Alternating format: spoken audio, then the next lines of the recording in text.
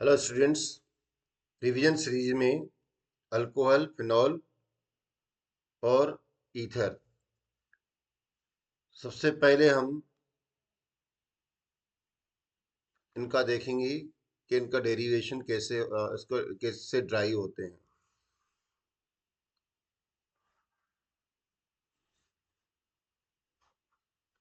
Alcohol hydrocarbon के जब hydrogen का when hydrogen of hydrocarbon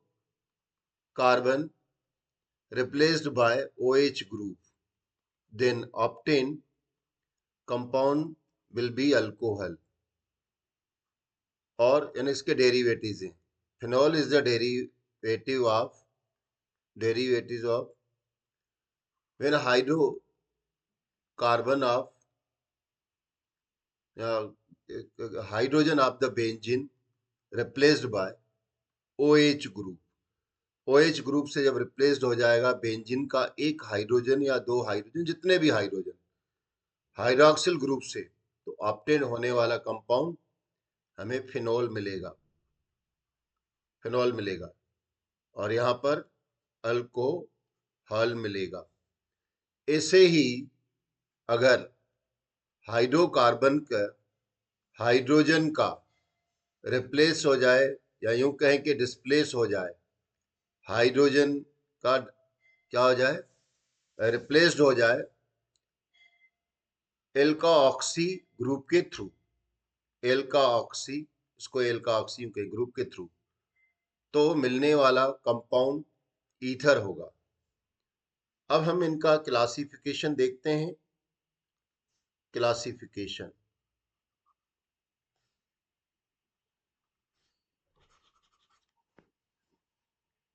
writing वगैरह का ध्यान न दें क्योंकि बहुत तेजी से चलना होगा। क्लासिफिकेशन, हम अल्कोहल का क्लासिफिकेशन दो तरीके से करते हैं। एक एलिफेटिक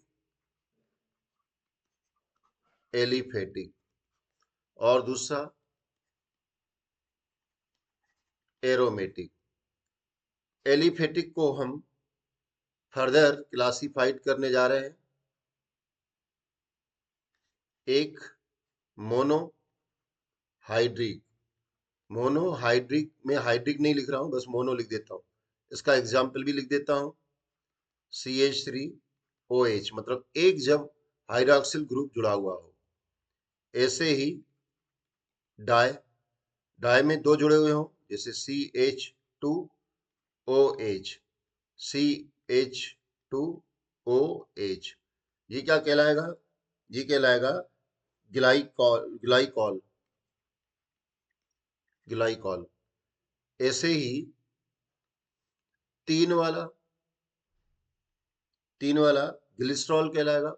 मैं यही लिख देता हूं, ये ट्राई, CH2OH, CH2 CHOH और CH2OH, ये कहलाएगा ग्लिसरॉल।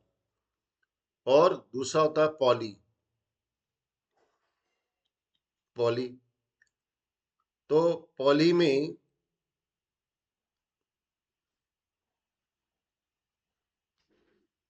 एग्जाम्पल देख लेते हैं। वैसे तो ढेर सारे एग्जाम्पल है, यहां से देखेंगे। CH2OH और ब्रैकेट में कर देता हूं CHOH4 और CH2OH। कितने हो गए? 6 कार्बन हो गए। इसको अपन डिटॉल कहते हैं, ऑल डिटॉल। इस तरीके से हमने इसका क्लासिफिकेशन देखा। हमारे सिलेबस में जनरली क्या है, मोनो है, मोनोहाइड्रिक है। तो मोनोहाइड्रिक को हम फर्दर क्लासिफाइड करते हैं दो तरीके से। एक कार्बन जिसमें कि हाइब्रिडाइजेशन sp3 होता है, उसके साथ OH ग्रुप जुड़ा हुआ हो। और दूसरा sp कार्बन जिसमें sp2 हाइब्रिडाइजेशन के साथ OH ग्रुप अटैच हो। अब इसको भी हम फर्दर डिवाइड क्लासिफाइड कर लेते हैं। ये जो sp3 वाला है कार्बन से जुड़ा हुआ OH ग्रुप, इसको हम तीन तरीके से क्लासिफाइड कर रहे हैं। एक तो हम डिग्री के अकॉर्डिंग, 1 डिग्री, 2 डिग्री, 3 डिग्री, और दूसरा हम इसको कर रहे हैं एलिलिक के रूप में, एलिलिक, और थर्ड हम इसको करने जा रहे हैं बेंजिलिक, बेंजिलिक अल्कोहल। अब ये जो रहते हैं इनको मैं यहाँ पर डिटेल में यहाँ करने जा रहा हूँ, फिर मैं रब कर दूंगा यहाँ पर, इसको यहाँ ऊपर से मैं रब कर दूंगा, आप चाहो तो इसका स्क्रीनशॉट ले लें। इनको अलग से मैं करने जा रहा हूँ। 3rd डिग्री एलिलिक क्या होता है, बेंजिलिक क्या होता है, ये आपको हेल्प करेंगे किसमें, ऑब्जेक्टिव टाइप के क्वेश्चन में, बोर्ड में। यहाँ से रब कर देता हूँ मैं, और इनको वापस लिख देता हूँ, एलिलिक और बेंजिलिक को।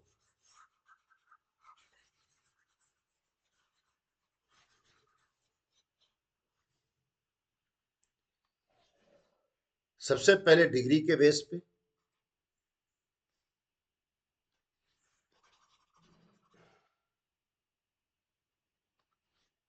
डिग्री के बेस पे देखें कहते हैं, डिग्री के बेस पे आप जानते ही हो कि कार्बन, प्राइमरी कार्बन वह कार्बन जिसके साथ या तो केवल हाइड्रोजन जुड़ा हुआ हो, सारे हाइड्रोजन जुड़े हुए हों, या कोई एक रेडिकल जुड़ा हुआ हो। जैसे मैंने तो केवल हाइड्रोजन ले लिया, मिथाइल ले लिया, OH, ये 1 डिग्री वाला कहलाएगा। और वह कार्बन जिसके साथ एटलीस्ट कम से कम 2 रेडिकल जुड़े हुए हों और एक हाइड्रोजन जुड़ा हुआ हो, जैसे मैंने यहाँ हाइड्रोजन जोड़ दिया और एक रेडिकल, ये कौन सा कहेगा, 2nd डिग्री वाला कार्बन, इसके साथ OH ग्रुप जुड़ा हुआ हो।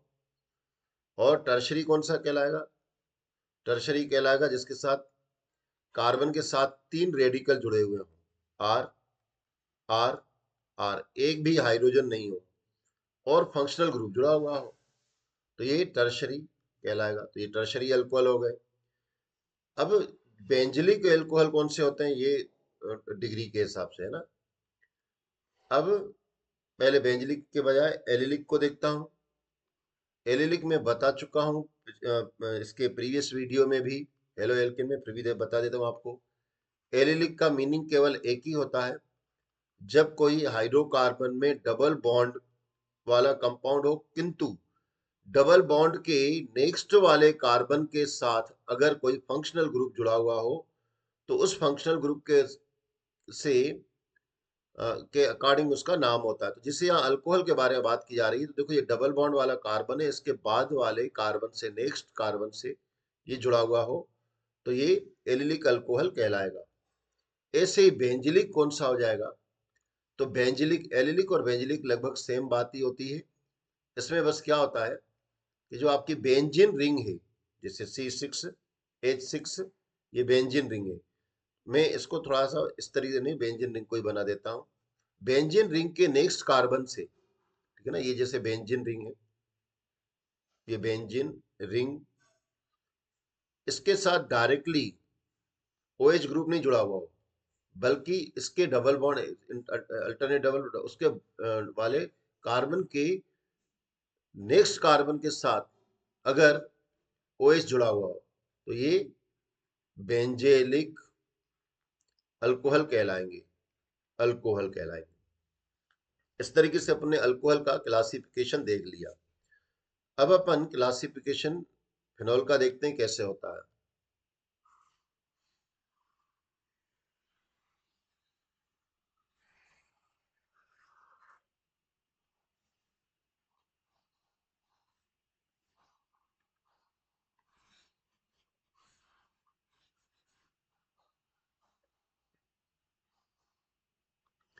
फिनॉल का क्लासिफिकेशन भी हम तीन तरीके से ही देखेंगे, चार तरीके से, और नंबर ऑफ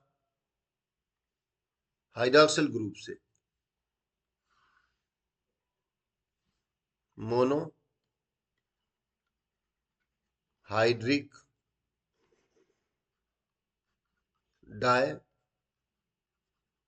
हाइड्रिक फिनॉल कहलाएगा ना, dihydric phenol, phenol, trihydric, hydric phenol, और polyhydric, polyhydric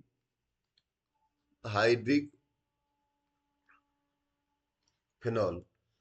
monohydric phenol generally अपन उसको फिनॉल ही बोलते हैं, ये बेंजीन रिंग है और इसके साथ ये OH जुड़ गया, ये फिनॉल ही कहलाएगा। डाईहाइड्रिक, डाईहाइड्रिक को अपन रेसोसिनॉल कहेंगे, ये। और नहीं तो अपन को इतना ये कॉमन नेम में बताते जा रहा हूँ, तो अगर डायरेक्टली आप ये जब OH इससे जुड़ा हुआ हो और एक मेटा पोजीशन पे जुड़ा हुआ हो, तब अपन इसको रेसो रेसोर्सिनॉल के नाम से जानते हैं। और अगर यहीं पर में ऐसा जुड़ा हुआ हो, दूसरा ले लेता हूं, क्या है, आर्थो पोजीशन पे जुड़ा हुआ हो और दो हाइड्रॉक्सिल ग्रुप हो, एक OH और एक OH यहां पर जुड़ा हो, तो ये कैटिकॉल कहलाता है। क्या है, कैटकॉल कहलाएगा। अब ट्राई को देखते हैं अपन, ट्राई वाले को देखते हैं अपन, तो ये ट्राई में 3 जोड़ देता हूं मैं, बेंजीन रिंग से 3 OH ग्रुप जुड़ जाएंगे, ये OH और OH और ये OH, इसको पायरी पायरगेलोल के नाम से जाना जाता है। जरूरी नहीं है इसे याद रखना करना, पर फिर भी एक क्लासिफिकेशन के रूप में आप देख सकते हो। और इसके बाद अपन पॉली में देखें तो सारी बेंजीन रिंग से के हाइड्रोजन, एक एक हाइड्रोजन हट जाए और हर जगह पर OH आ जाए, यानी 6 हो जाए। OH, OH, OH, OH और OH ये जुड़ जाए, तब इसको अपन क्या बोलते हैं, इसका हेक्साफेनॉल बोलते हैं इसको, हेक्साफेनॉल। इस तरीके से हम फिनोल का क्लासिफिकेशन देखते हैं, मोनोहाइड्रिक, डाईहाइड्रिक, ट्राईहाइड्रिक, पॉलीहाइड्रिक। अब हम ईथर का देखते हैं, ईथर का क्लासिफिकेशन कैसे होता है।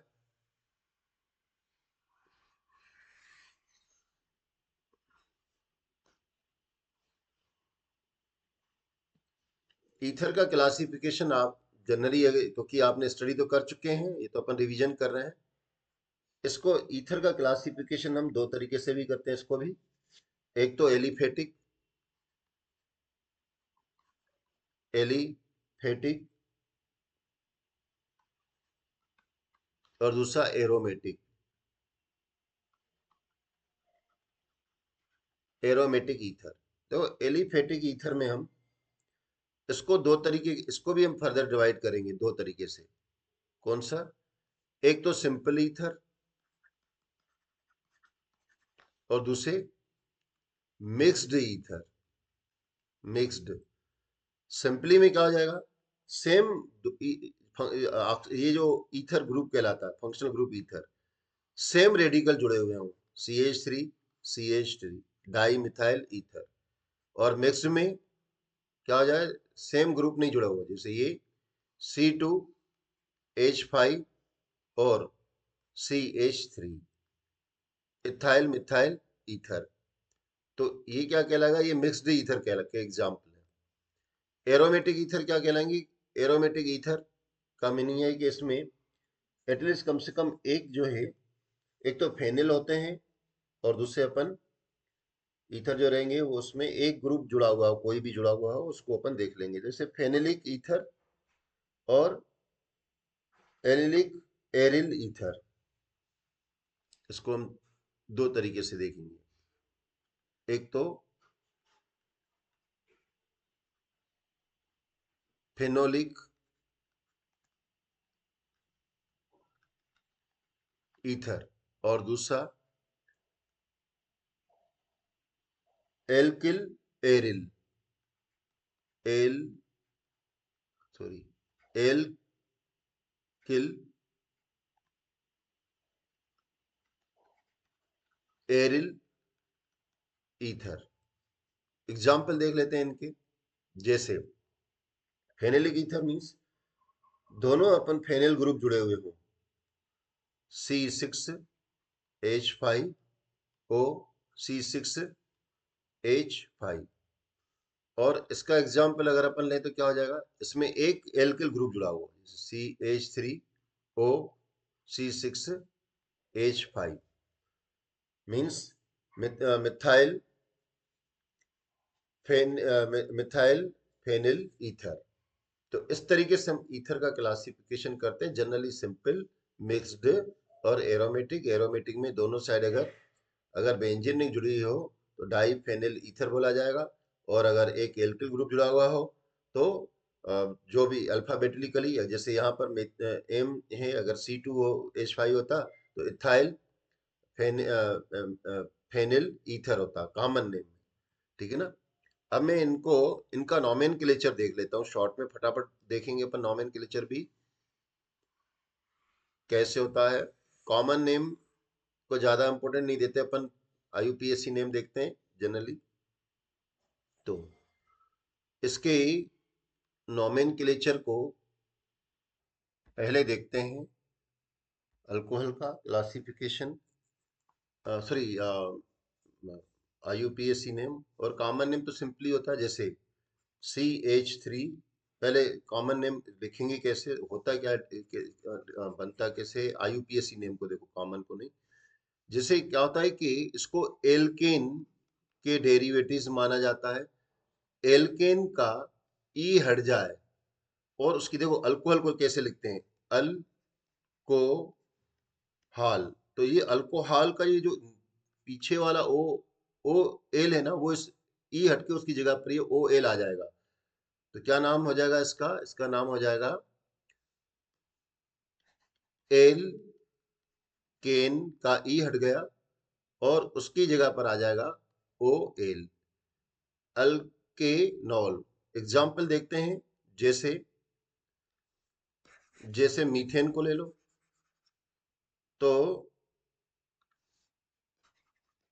मीथेन, इसका ई हट जाएगा और नाम हो जाएगा मीथेनॉल, CH3OH। ऐसे ही अगर अब ये मीथेनॉल है ना, अब इसमें अगर रिंग के अकॉर्डिंग अपन को नाम देना होता, वो तो आप लोगों को आता ही होगा क्योंकि वो क्लासों में अपन पढ़ चुके हैं, इसलिए ज्यादा इस पे ऊपर बात नहीं की जाए। जैसे यहाँ पर OH लगा हुआ है, ठीक है ना, और यहाँ पर ये ब्रांच वाला है ना, OH यहाँ लगा हुआ है और CH3 यहाँ लगा हुआ है, तो हम कार्बन की काउंटिंग कहाँ से करेंगे, यहाँ से करेंगे, 1 2 3 4, नाम क्या हो जाएगा, 2।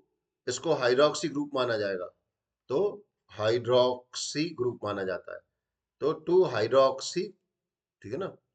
प्रोपेन, या ऐसा भी कर सकते हैं हाइड्रोक्सी, और कितने, 4 है तो ब्यूटेन, ब्यूटेन।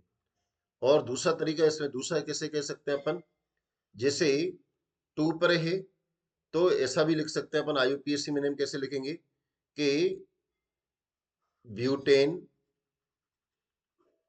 का ई हट गया और यहां पर आ जाएगा 2, और ये ओल, ब्यूटेन 2 ओल। तो इस तरीके से हम इसके IUPAC नेम दे। एक बार एक और एग्जांपल दे देता हूं मैं, ठीक है ना। एक और एग्जांपल देख लेते हैं, जैसे CH3 CH2 CHOH CH3, जैसा CH3, कितने कार्बन हो गए, यहां से भी गिने, यहां से भी गिने, नंबर 3 ही आएगा, 3 पे आएगा ये। तो क्या नाम हो जाएगा इसका, इसका नाम हो जाएगा पेंटेन। पेंटेन का ई हट गया और ऐसा डैश लगा दीजिएगा, 3 ऑल। इस तरीके से इनके अपन IUPAC नेम देखेंगे। अब IUPAC नेम इसके देख रहे हैं अपन फिनॉल के। फिनॉल के IUPAC नेम हम 3 तरीके से देख लेंगे।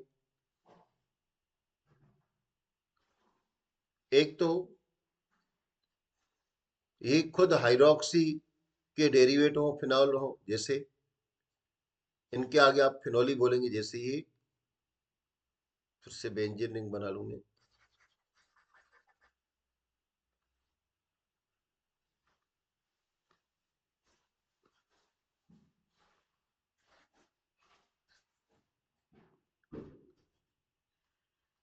ये OH है और इसके साथ सपोज कोई और ग्रुप जुड़ा हुआ हो, तो इसका अपन नाम क्या देंगे? तो ये हो जाएगा 1 और ये हो जाएगा 2। तो 2 मिथाइल, 2 मिथाइल फिनॉल, फिनॉल।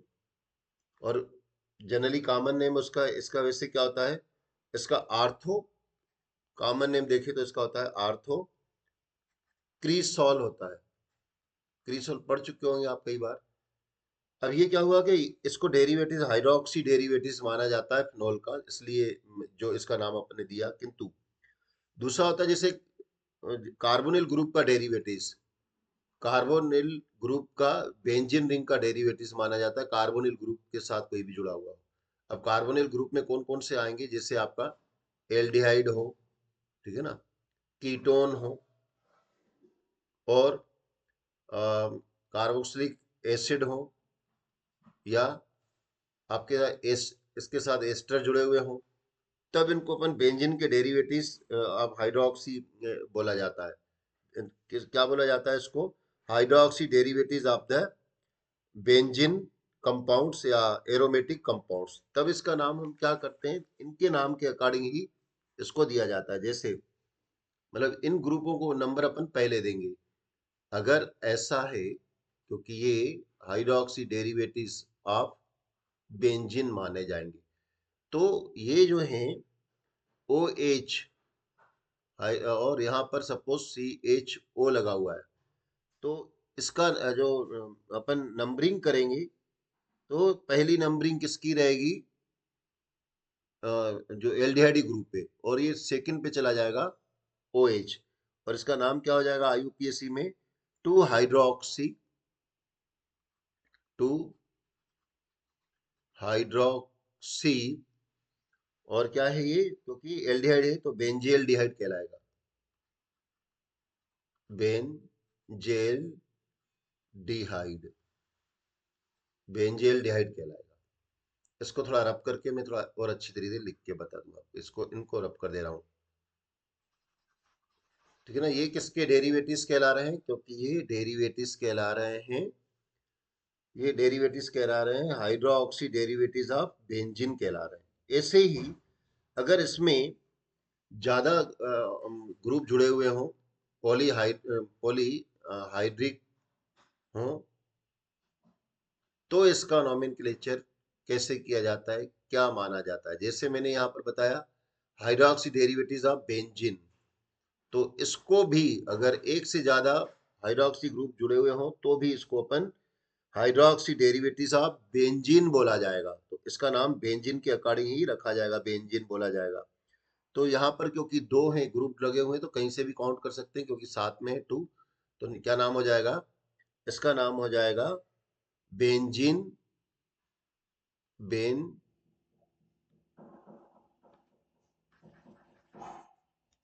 इसका नाम हो जाएगा बेंजीन। देखो मैं इसमें क्या कर रहा हूँ उसको थोड़ा ध्यान से देखिएगा। बेंजीन, ठीक है ना, बेंजीन 1, फिर यहाँ कॉमा लगाया मैंने 2, और यहाँ पर क्या कर दूंगा, फिर डैश लगा दूंगा, और नाम क्या लूंगा? Diol, diol. अब इसमें आप क्या देख रहे हो? इसमें देख रहे हो मैंने ई को नहीं हटाया है ना, बेंजीन पूरा लिखा है। तो इस बात का ध्यान रखना, इसमें ई नहीं हटाया जाता है, बेंजीन और फिर डैश 2 डाईऑल, 3 हो तो ट्राईऑल। और नंबरिंग कहाँ से करेंगे, तो नंबरिंग देखिएगा जिसमें टोटल अपन कम आ जाए उसके अकॉर्डिंग। अगर जैसे 3 होता है इस पे, एक और एग्जांपल ले लेते हैं अपन, ऐसा ले लेते हैं। ठीक है, ये मैंने बेंजीन थोड़ी जल्दी बना रहा हूँ क्योंकि जल्दी जल्दी करना है अपन को कोर्स को। तो जैसे मैंने एक यहाँ पर लगाया और एक ओ एच यहाँ पर लगाया और एक ओ एच यहाँ पर लगाया, तो काउंटिंग कहाँ से करेंगे, 1 2 3 4, यहाँ से करेंगे तो ज्यादा आ जाएगा। ठीक है ना, तो क्या हो जाएगा कि 4, तो अपन इसका नाम क्या करेंगे, बेंजीन, बेंजीन। फिर 1, फिर कॉमा 2, फिर कॉमा 4, ये 3 था, 3 कॉमा 4, फिर क्या करेंगे, इसे डैश लगा दिया अपन ने और देंगे अपन ट्राई, ट्राई ऑल। इस तरीके से अपन इनका नॉमेनक्लेचर करेंगे, आईयूपीएसी नॉमेनक्लेचर करेंगे। अब नॉमेनक्लेचर देखते हैं अपन किसका, अब नॉमेनक्लेचर अपन देखते हैं ईथर का।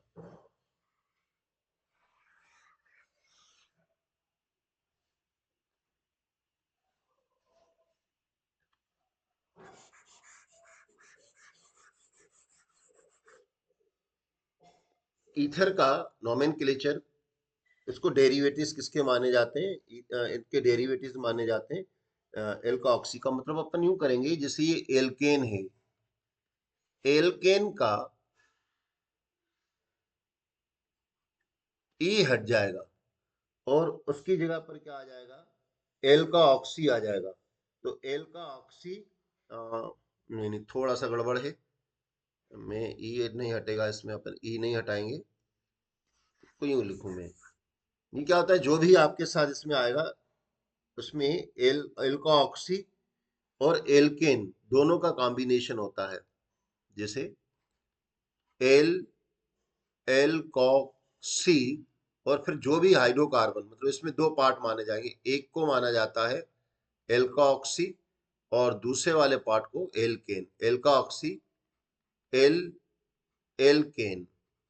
जैसे CH3O, CH3, इसका नाम क्या हो जाएगा, मेथॉक्सी। इस इतने वाले भाग को अपन क्या बोलेंगे, मेथॉक्सी मीथेन, मेथॉक्सी मीथेन। इसी तरीके से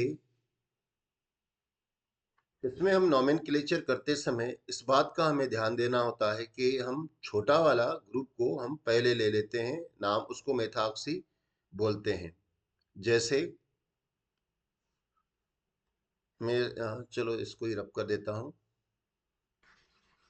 छोटे वाले ग्रुप को कैसे देते हैं, 1 मिनट में आप इसका नॉमेनक्लेचर को थोड़ा ध्यान से देखिएगा। जैसे ये है CH3O, C2H5, तो यहाँ अल्फाबेटिकली नहीं चलेंगे, इसमें क्या नाम रखेंगे, methoxy, methoxy ethane, methoxy ethane कहलाएगा। ऐसे ही इसको थोड़ा ध्यान से देखिएगा, एक और मैं दे रहा हूं आपको एग्जाम्पल।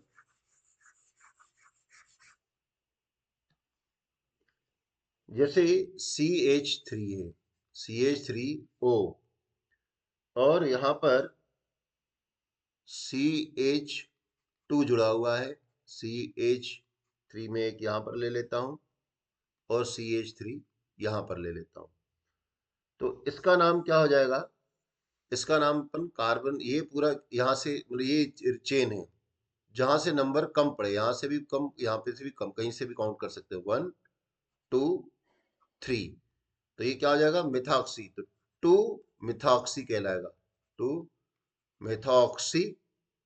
और ये प्रोपेन है तो प्रोपेन, 3 कार्बन है, प्रोपेन। एक और एग्जांपल देखिए, जैसे बेंजीन रिंग जुड़ी हो तो क्या आप नाम देते, जैसे CH3O, C6H5, तो क्या नाम देते, हो सकता है आप बोले फेनिल, यहाँ फेनिल अपन नहीं बोलेंगे, बस इस बात का ध्यान रखना, अपन उसको बेंजीन बोलेंगे। अगर बेंजीन रिंग जुड़ी हुई हो तो पहला वाला मेथॉक्सी बेंजीन कहलाएगा, आईयूपीएसी में, आईयूपीएसी में मेथॉक्सी, ये बड़ा भले लिख सकते हो या छोटा भी लिख सकते हैं, उससे ये फर्क नहीं पड़ेगा। तो बेंजीन, मेथॉक्सी बेंजीन, तो ये आपके हुआ आईयूपीएसी नेम किसके, ईथर के। इस तरीके से अपन ने देखा। अब एक और अपन इसमें स्ट्रक्चर को देख लेते हैं। इनके स्ट्रक्चर किस तरीके से होते हैं इसकी एक कंपैरेटिव स्टडी कर लेते हैं।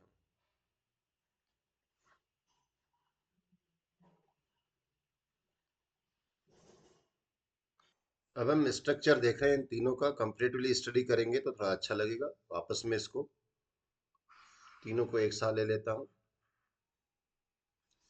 सबसे पहले स्ट्रक्चर हम देखेंगे अल्कोहल का। अल्कोहल, आप इसको देखिए, ये मैं बनाने जा रहा हूं स्ट्रक्चर को। ये कार्बन है और में कार्बन है और ये ऑक्सीजन है। ठीक। इस कार्बन में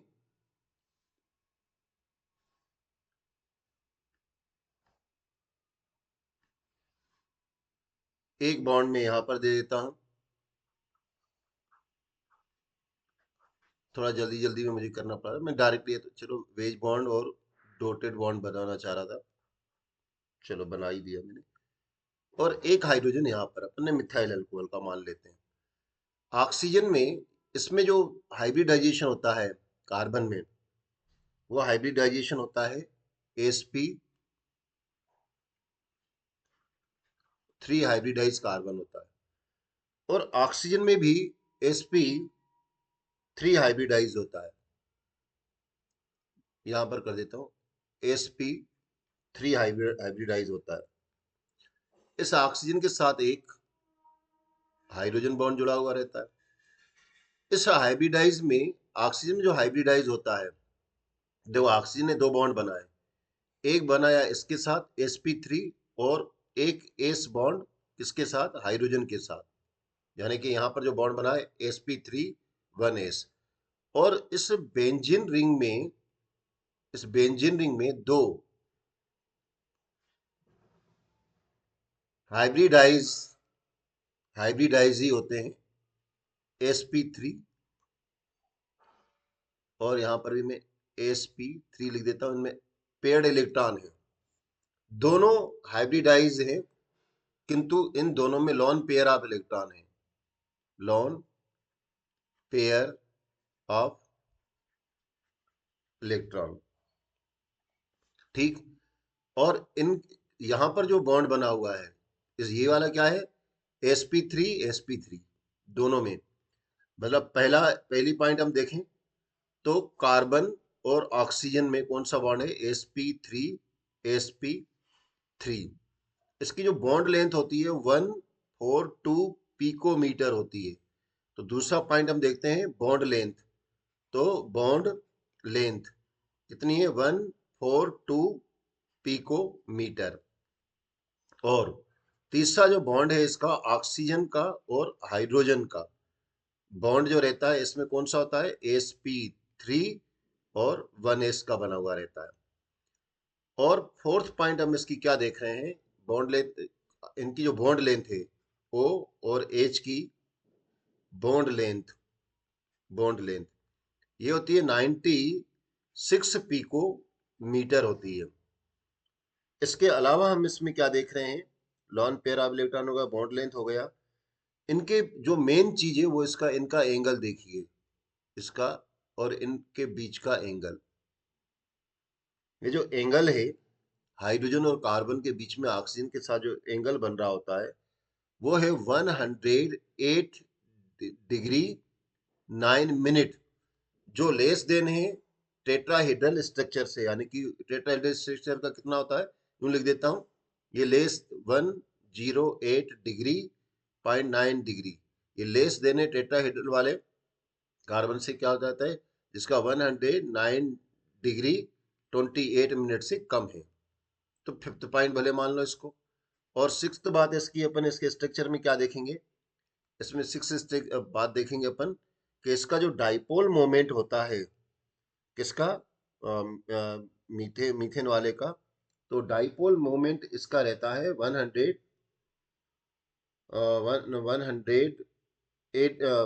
मैं लिख देता हूँ 171 डी। क्या डाइपोल मोमेंट, डाइपोल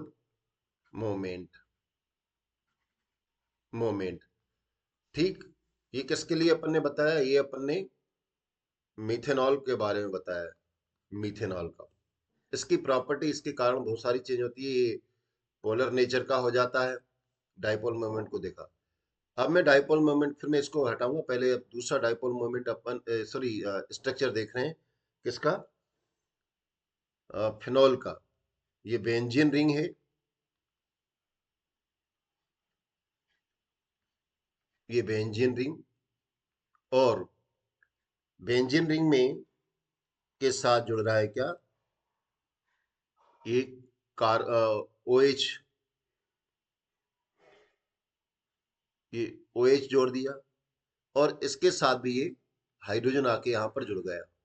बेंजीन में यहाँ पर कौन सा आता है? sp3 hybridise. और आप जानते हो कि, सॉरी, बेंजीन के ऑक्सीजन में, और आप जानते हो कि बेंजीन में sp2 हाइब्रिडाइजेशन होता है।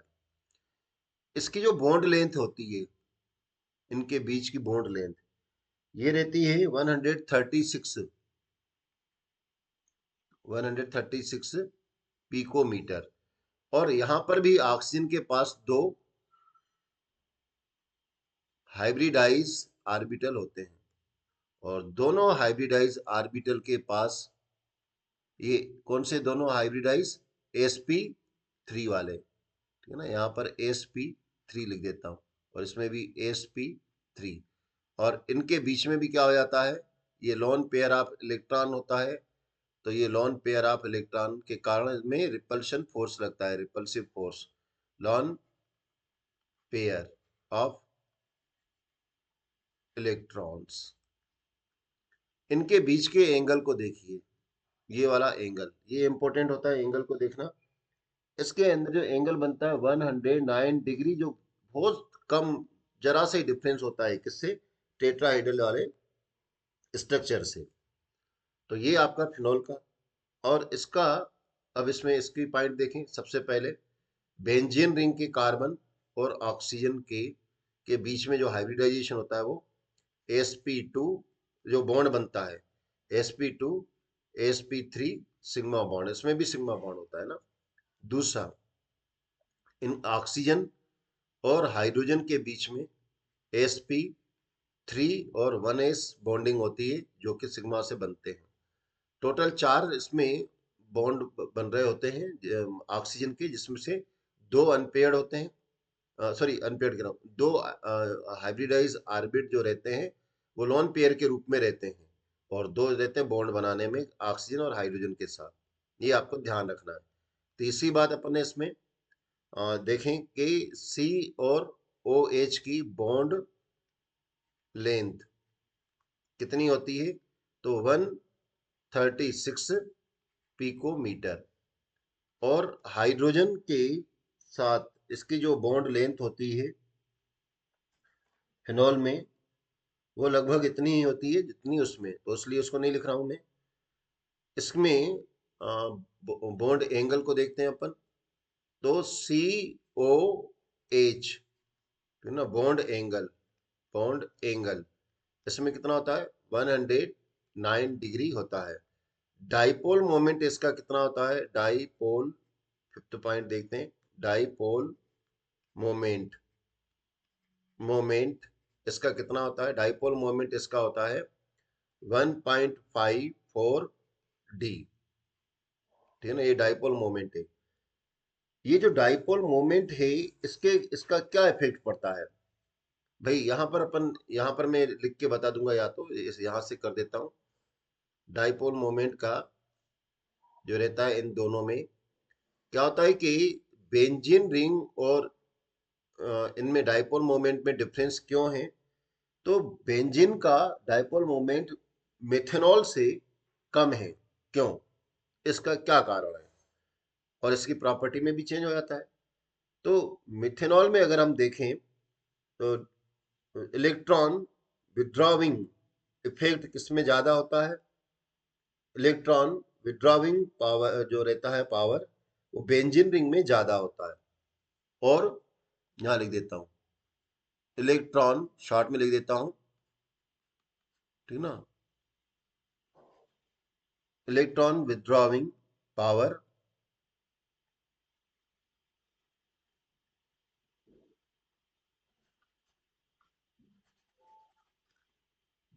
इसमें किसमें, बेंजीन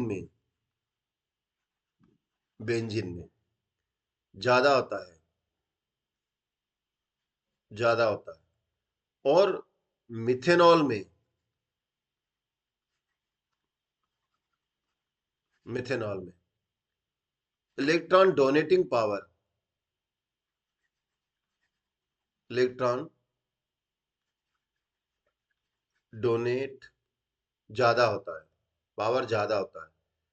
तो इसमें इलेक्ट्रॉन डोनेट पावर ज्यादा होता है, ये सब इलेक्ट्रॉन डोनेट पावर ज्यादा होता है, ग्रेटर होता है, जिसके कारण बेंजीन मेथेनॉल का डाइपोल मोमेंट फिनोल से ज्यादा होता है। मैं एक बार फिर से शॉर्ट में आपको एक्सप्लेन कर दे रहा हूं। जो बेंजीन रहती है, सॉरी फिनोल जो रहता है, फिनोल में बेंजीन में इलेक्ट्रॉन विड्रॉविंग पावर होती है, जिसके कारण इसका डाइपोल मोमेंट मेथेनॉल से कम हो जाता है। और मेथनॉल में इलेक्ट्रॉन डोनेटिंग पावर ज्यादा होती है। तो इलेक्ट्रॉन डोनेटिंग पावर ज्यादा होने के कारण, इलेक्ट्रॉन डोनेटिंग इफेक्ट के कारण, जो मेथिल ग्रुप रहता है उसका, वो मेथिल ग्रुप रहता है फिनॉल में, वो इलेक्ट्रॉन डोनेट करने की पावर उसमें ज्यादा होती है, या कहीं इलेक्ट्रॉन रिलीज करने की पावर ज्यादा होती है टू द ऑक्सीजन, यानी कि इलेक्ट्रॉन डोनेट पावर ज्यादा होती है, जिसके कारण उसका डाइपोल मोमेंट ज्यादा होता है, किससे, फिनॉल से, मिथेनॉल का। अब इस डाइपोल मोमेंट के कारण क्या इफेक्ट पड़ता है? डाइपोल मोमेंट के कारण ही, जो डाइपोल मोमेंट रहता है उसके कारण ही फिनोल और ये ओ एच, अल्कोहल और फिनोल दोनों क्या करते हैं, inter molecular, inter molecular hydrogen bond बनाते हैं, हाइड्रोजन बॉन्ड बनाते हैं, ठीक है ना, हाइड्रोजन बॉन्ड बनाते हैं। तो ये था इन दोनों का स्ट्रक्चर। अब अपन स्ट्रक्चर देख लेते हैं फटाफट ईथर का। तो ईथर के स्ट्रक्चर को भी आप देखिए, इन दोनों के स्ट्रक्चर से थोड़ा सा आपको अलग दिखेगा। ये कार्बन है इसमें, और इस कार्बन में भी, किंतु इन कार्बन के बीच में भी क्या है कि ये कार्बन के बीच में इसमें भी क्या पाया जाता है, sp3 हाइब्रिडाइजेशन पाया जाता है। थोड़ा सा मैं इसको प्ले से अच्छी तरीके से आपको करवा देता हूँ। ये कार्बन, और इसके पास भी दो ये हाइब्रिडाइज हैं कौन से, sp3 वाले, sp3, sp3 जो बॉन्ड नहीं बनाते हैं, और इनके पास भी लोन पेयर ऑफ इलेक्ट्रॉन है। इनके लोन पेयर इलेक्ट्रॉन के कारण रिपल्शन फोर्स इसमें भी लगता है, रिपल्शन किसके कारण, lone pair of electron, lone pair of electron. इसमें एक दो मिथाइल ग्रुप जुड़े हुए रहते हैं, एक ये वाला जुड़ा हुआ है CH3, और एक मिथाइल ग्रुप ये वाला जुड़ा हुआ है CH3।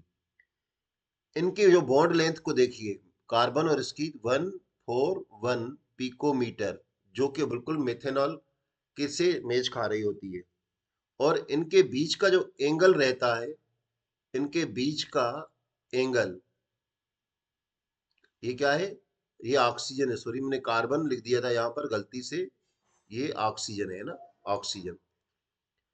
ये जो इनके बीच में जो एंगल बन रहा है, वो कितने डिग्री का है, वो एंगल इनके बीच में है 111.7 डिग्री का। अब आप एंगल के बारे में कंपैरिजन करें तो एंगल आपको मिलेगा इसका, इनके भी जो अपन ने मेथेनॉल में देखा था, मेथेनॉल में 108 डिग्री और 9 मिनट, अपन को 100.9 डिग्री कह सकते हैं अपन, मिनट को तो थोड़ा छोड़ो, और मैंने आपको बेंजीन में बताया था, सॉरी फिनॉल में बताया था। फिनॉल में बॉन्ड एंगल कितना था, 109 डिग्री, और इसमें देखो सबसे ज्यादा है, इसमें 111.7 डिग्री है। तो इसमें इस तरीके से अपन ने इसका क्या देखा, ईथर का बॉन्ड लेंथ वगैरह अपन ने देख ली। और इसमें भी जो हाइब्रिडाइजेशन होता है वो कितना होता है, इसमें भी हाइब्रिडाइजेशन, ये इसमें भी sp3, यानी ये बॉन्ड कैसे बनते हैं, इसके बॉन्ड बनते हैं sp3 हाइब्रिडाइजेशन बनाते हैं, sp3